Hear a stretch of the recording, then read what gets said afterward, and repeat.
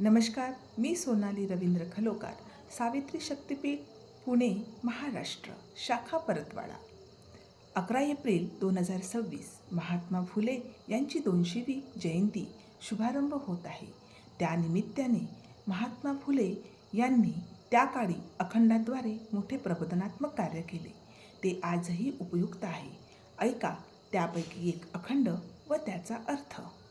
आत्मज्ञान नाही ब्रह्मराक्षसाला, पिढी सर्वत्राला सोहळ्याने. स्वतः सुख दुःख पराशी तोलणे, मेळ बैसविणे त्यास कैचे. यालास म्हणावे अहम ब्रह्म झाला, गर्वाने फुगला वाया गेला. मानवास बट्टा यानेच लाविला, दुर्गुणी आगळा ज्योती म्हणे. बघूया या ओळींचा अर्थ. ज्याला आत्मज्ञान नाही तो कितीही मोठा किंवा प्रतिष्ठित असला तरी त्याचा काही उपयोग नाही. बाहेरून सोवळेपणा दाखवून सर्वांना फसवितो.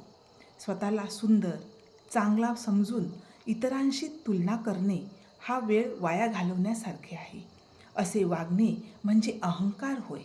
गर्वाने फुगल्यामुळे त्याची वाणी म्हणजेच त्याचे बोलणे योग्यच राहत नाही. अहंकारामुळे मनुष्य अनेक ठिकाणी दोष निर्माण करतो. तो दुर्गुणांनी वेगळा ठरतो असे ज्योतिबा म्हणतात. बघूया या ओळींचा भावार्थ.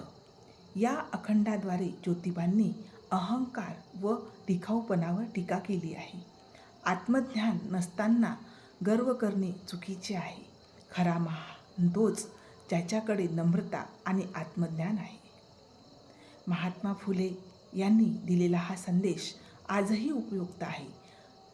तो आपण आपल्या जीवनात अंगीकारला पाहिजे अशी मी सावित्री शक्तीपीठ महाराष्ट्राच्या वतीने आपणा सर्वांस विनंती करते. जय ज्योती, जय सावित्री.